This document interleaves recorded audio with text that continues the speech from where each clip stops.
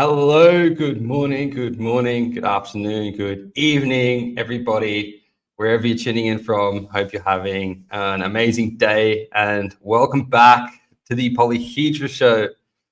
It has been a huge couple of months. It's been a huge couple of weeks in AI and development, everything that's going on. I mean, this week alone, OpenAI has shipped agent kits with the apps inside of GPT. Anthropic dropped Sonnet 4.5. Google Gemini 2.5 Flash. Italy passes Europe's first AI national law. And OpenAI inks a monster chip deal with AMD, amongst others. So today's chat, we've got TC standing by to answer some questions. I know everyone in our community has been super stoked to hear from TC and what he's been up to and hear his opinion on all of this. So today's angle for this show is pretty simple. Why each one of these headlines screams verifiability in data, in agents, and in outcomes from all of this. So without further ado, welcome to the show again, TC. How you going, man? Good. Can you hear me? Yeah, I can hear you, Yeah, bro. How nice you to see you doing? guys. Yeah, nice to see you guys. Good. Uh, It's, it's nice to it's been an see you, amazing week. man. Yeah. Yeah, it has. Man, it's been an amazing couple of months. I know internally it's been an amazing, especially amazing couple of weeks for us, but watching all of these developments roll out, whether it's economic or whether it's, technological, has been pretty amazing from my standpoint. So I can only imagine what you're thinking about all of this. And I know that we get to chat a bit, but this is going to be great to be able to share some of your viewpoints and your ideas on everything happening at the moment. So I do have a whole bunch of questions here I want to roll through with you, man. So we might just jump straight into it. We'll start with, I think, which is the big story of the week, which is OpenAI's Agent Kit and in-chat apps. So yeah, I want to get your opinion on it, man. Give us a quick gist of it. Like, what did AI actually ship? Agent Kit and these new apps inside of ChatGPT. Yeah, actually, I don't think it's a breakthrough, but their GPT-5 is a breakthrough, and whatever Codex do is very good. And this one is just, well, it's just a bunch of script and helping developers to develop their own agent where well, a lot of other companies already done that. Mm-hmm. Yeah. Totally, man. I mean, they are capitalizing on developers for sure. I read that it's like 4 million. I was reading this report. 4 million developers used OpenAI APIs in 2025. Yeah. That's pretty huge numbers, So that's obviously why they're able to kind of ship these cool things. I do agree with what you're saying. GPT-5 was a huge leap forward, and this is kind of like a cool API integration, I guess you'd call it. I've been thinking, but yeah, I hear you, man.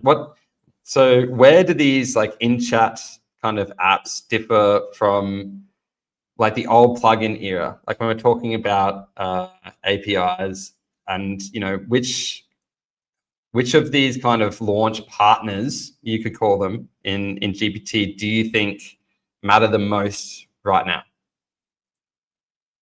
Well, I don't think there is a huge difference between this so-called in-chat apps. I think it's just a marketing term where technically everything should remain same. Because the most important thing is the backend model where if model is better, then everything is better. If model is not, then well, nothing much can do. But they do ship great models, and I think that's what's the most important thing. Totally, man. I'm sure you've read like the amount of like the whole there was a report today, I'm going to do a black box on it, but like the amount of money that's floating through from AMD, Nvidia, you know, OpenAI, you can see why they're able to ship this kind of stuff so quickly. You know, like all roads lead to Rome kind of thing. It's pretty interesting, but I'm not going to ramble on that. I want to keep talking UTC. So Anthropic, right? Okay, so Anthropic has said that Sonnet 4.5 is their best model for agents, coding, and computer use. So what's new that teams should be testing this week with Anthropic? Well, so this Sonnet 4.5 is great, where I personally think that, okay, it offers like 1 million context window, and it dramatically changed the experience of cloud code, where people can code without any compaction, and it's very important to do some complex workflow using this new model. Yeah.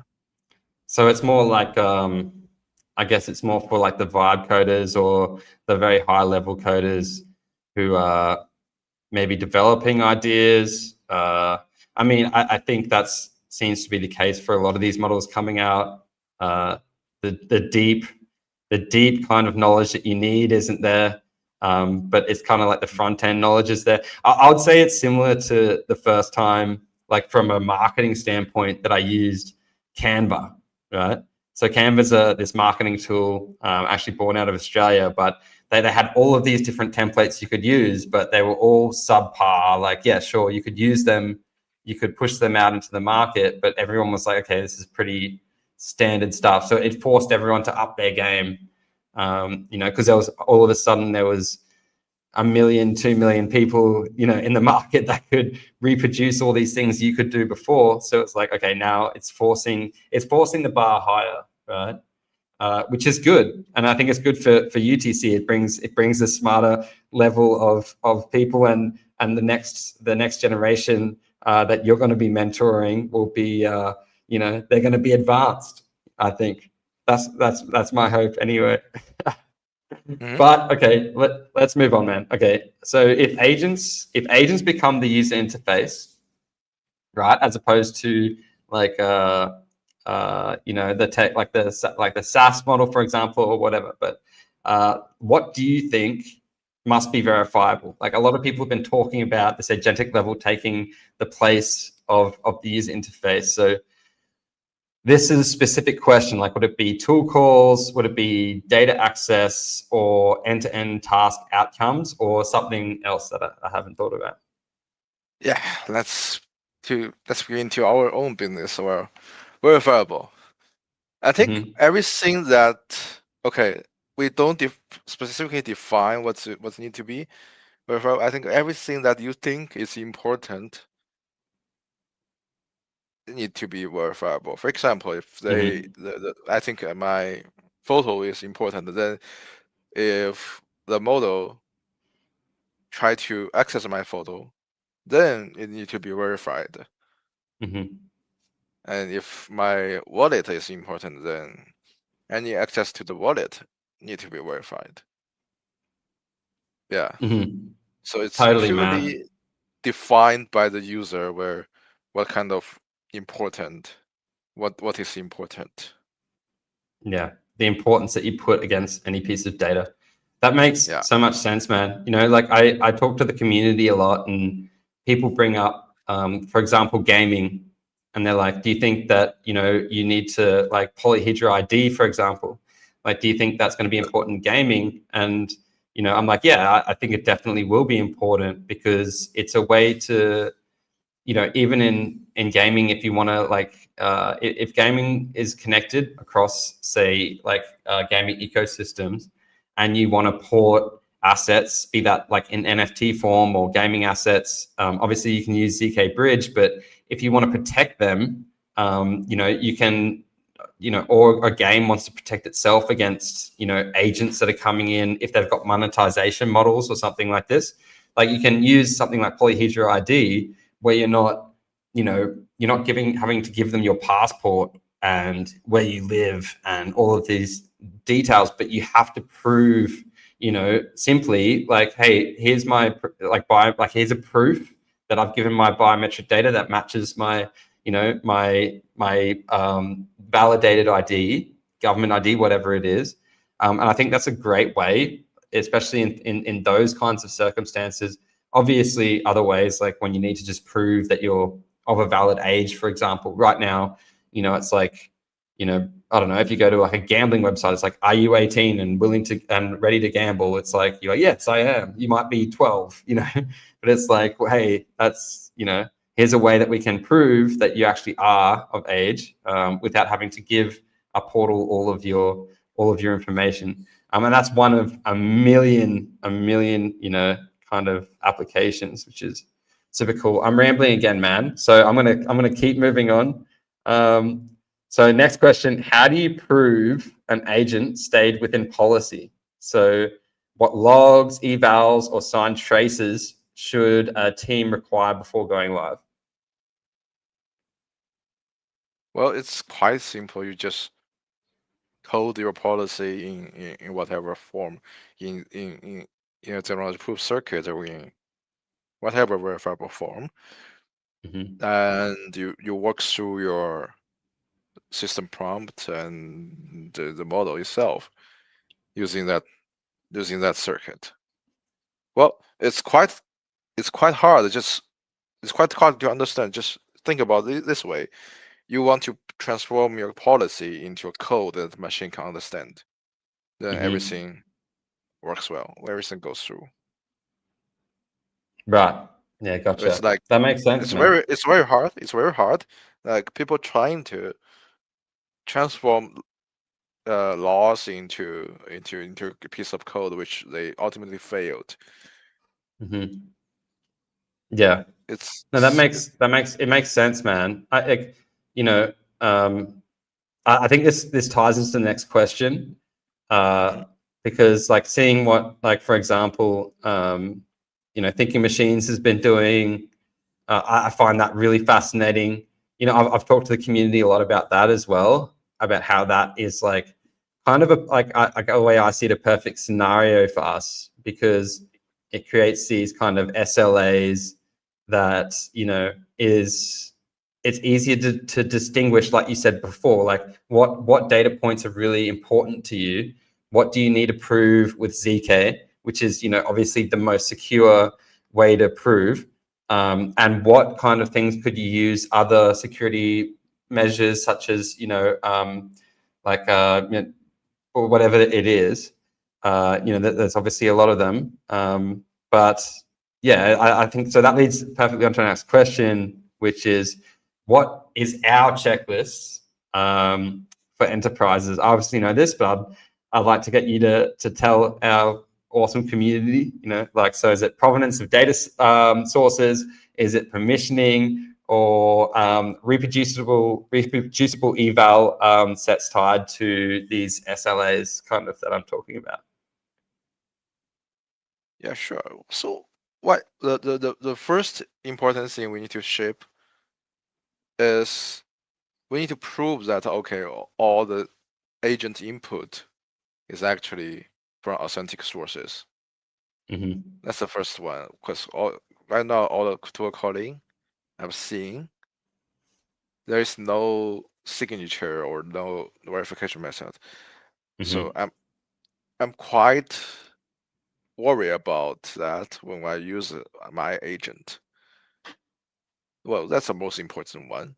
Secondly, we need to ensure that all access to your important data, including your face, your whatever identity document, and your money, is actually generated by authentic agent where you trust, which you trust. Okay, so that, I think that's two of our checklist, two most important items in our checklist. Well, yeah, nice, man. Again, I talk about this a lot. you know, and I do, you know, waffle on about it sometimes, but just, you know, uh, what data, and it's interesting talking to the community because people do have different opinions about this, but it's like, you know, like getting people to understand that, you know, as GPU is scaling and all these things are scaling, like, yeah, there's certain things, it's like, we actually don't need to ZK proof the entire internet. You know, there's certain things that are really, that are like, you hold dear and you should hold dear. And for enterprises, right, there's things that not only do they hold dear, but it's like, you know, they're regulated to do it.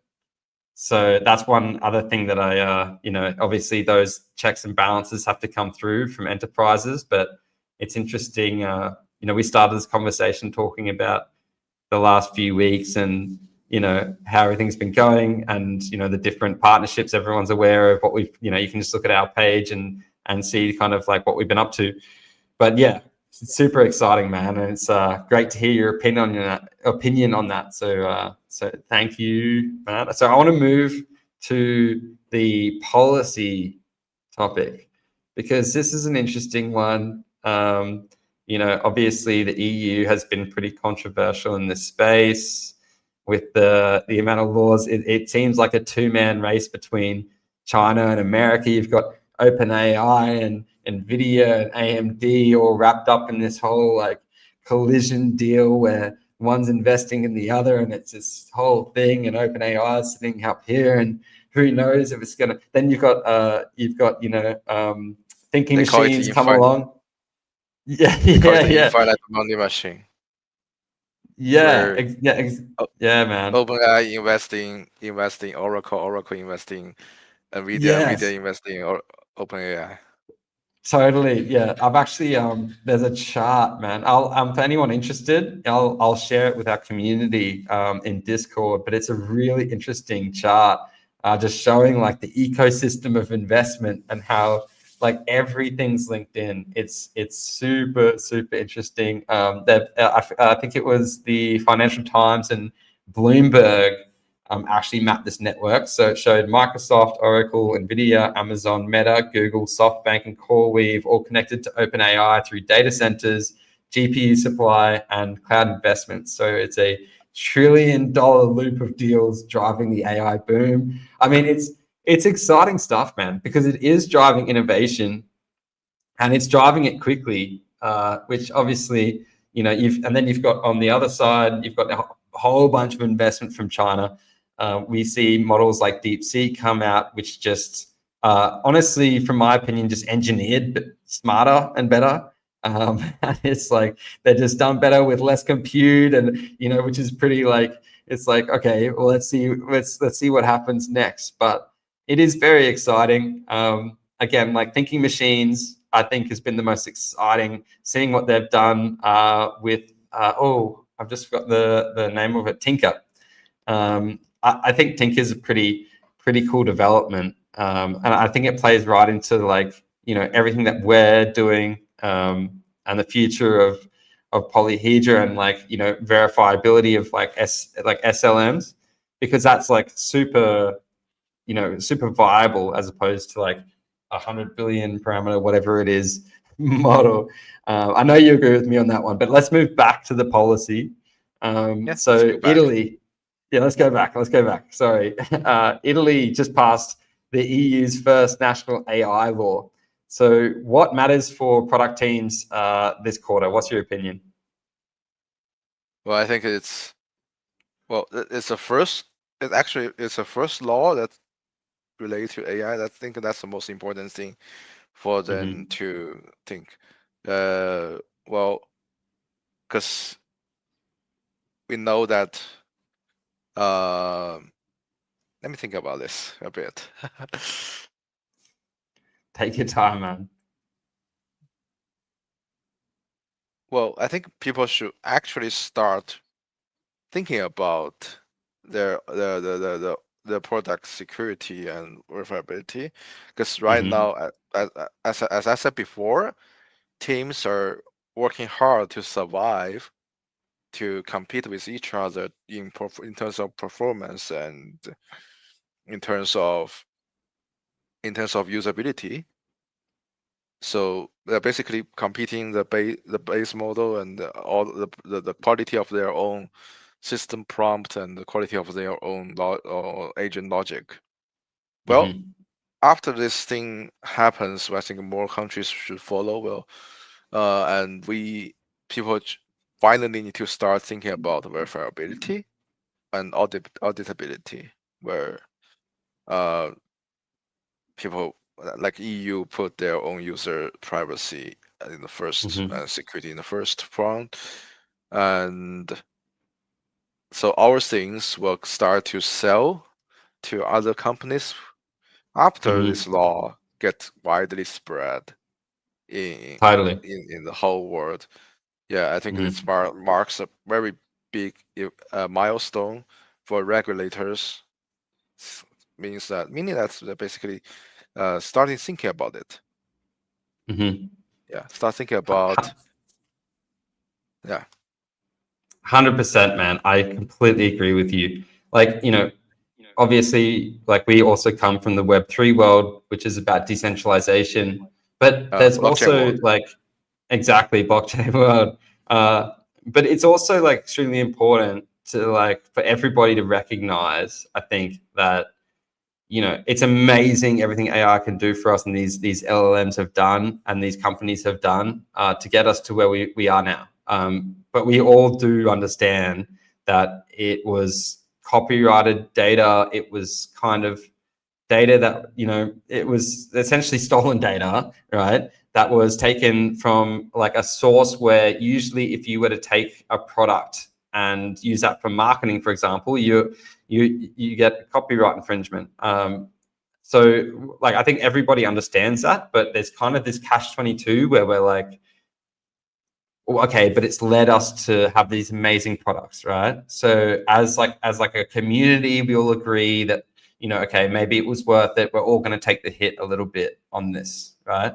Like if my data was used to train these LLMs up to where they are now, I'm like, okay, fine. You took it, as long as no one's reproducing like my face and my voice and pretending to be me and doing a deep fake, I'm fine.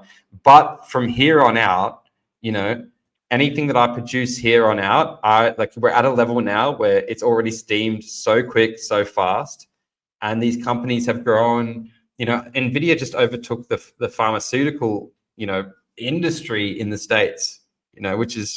Which is quite a huge, just one company. Which is something that's quite would have been unfathomable. Maybe even 12 months ago, like 2 years ago. So it's pretty crazy. But now it's like I think these laws passing in countries like Italy and Europe, obviously, they're trying to protect people the same way that like you're trying to protect people, we're trying to protect people, we're trying to protect data provenance. We're trying to protect also like just data like identity and all of these obviously bridging assets, keeping them secure, and everything else we're working on, which I nearly slipped my tongue there, TC, but I'll get back on track. So okay, so in We need terms to of work hard. yeah, we are working hard, man.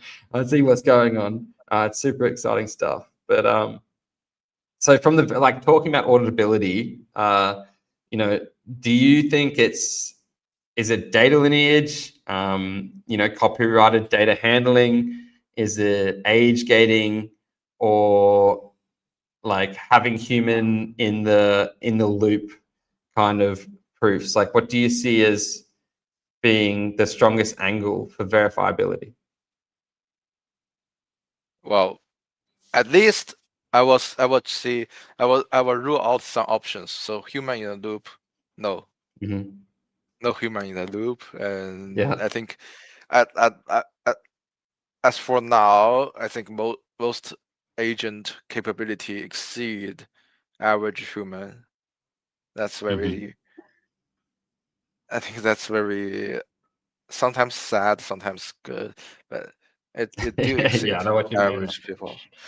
Yeah. Yeah, yeah, yeah, yeah. So I agree. that's the first option I need to rule. I think I need Mhm. to rule out. I mean, for others, I think pretty much they need to be there, and they need to have different technologies to achieve that. Well, sometimes technology proofs, sometimes others, but like maybe TE and maybe others.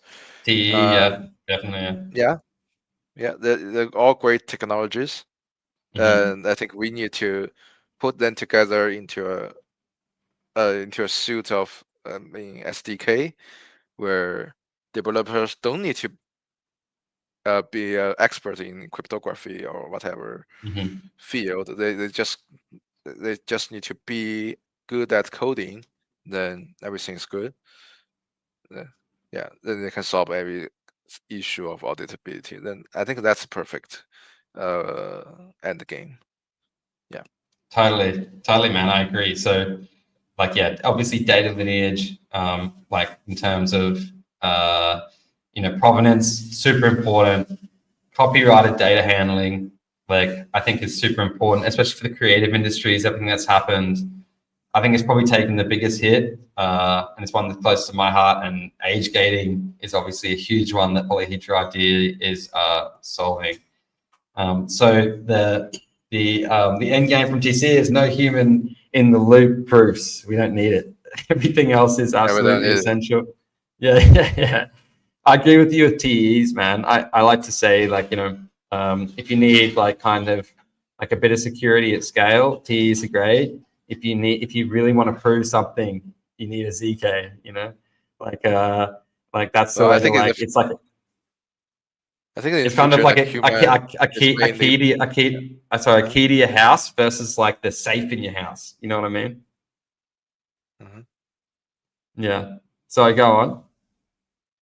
I mean, I think in the future, humans should mainly provide emotional value, not Totally.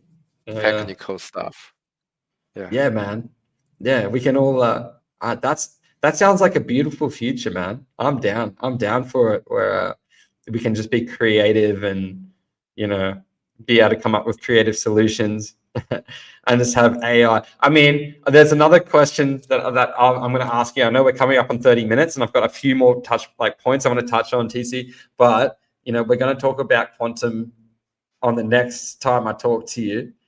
Because I love talking quantum and quantum resistance, and I've been reading so much about quantum computing and stuff, and I know you've got opinions on that, but I'm not going to touch on it today because I know we're going to go down a rabbit hole that's going to probably end up with us in like a 3-hour conversation, and I know you've got stuff to do, man. So 2 more questions, right? So OpenAI's multi AMD deal, right? They've just announced. So it's 6 gigawatts of GPUs and a warrant for up to 10% of AMD. So what does this change for supply and cost curves? What's your opinion on these deals and what's going on? Come on, AMD need to work harder. I mean, their CPU is great. They have done very impressive growth in terms of their CPU market. They basically flip the whole market, where previously their Intel is doing great. Intel is way much stronger than them, but right now it's flipped. They need to do it. Yeah. Again, they need to do it again. They definitely need to work harder. It's not the deal. The deal definitely fuels their research and development. I think I hope that they can bring us more easier to use SDK to beat CUDA in the future. Yeah, it's interesting, man. It's interesting how they're all, as I mentioned before, all like interconnected in such intricate ways as well. I love that opinion, man. I love AMD's CPU, where I'm using it for years. They need to. They just. Yeah, I think they're executing Work hard. they're executing a great plan where they first get the CPU strong, and then they get more money, and then they invest in their GPU team. It's a great plan. It's a great business strategy. Yeah, yeah, for sure. I mean, we'll see how it plays out. I think I think there's a lot of money moving around. I think a lot of people are invested. I have all faith, man. We'll see how it happens. But I want to close this out.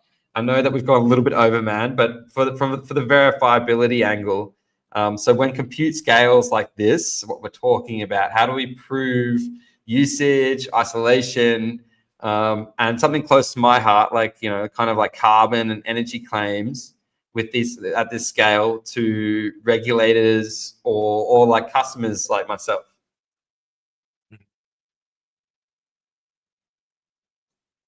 Sorry?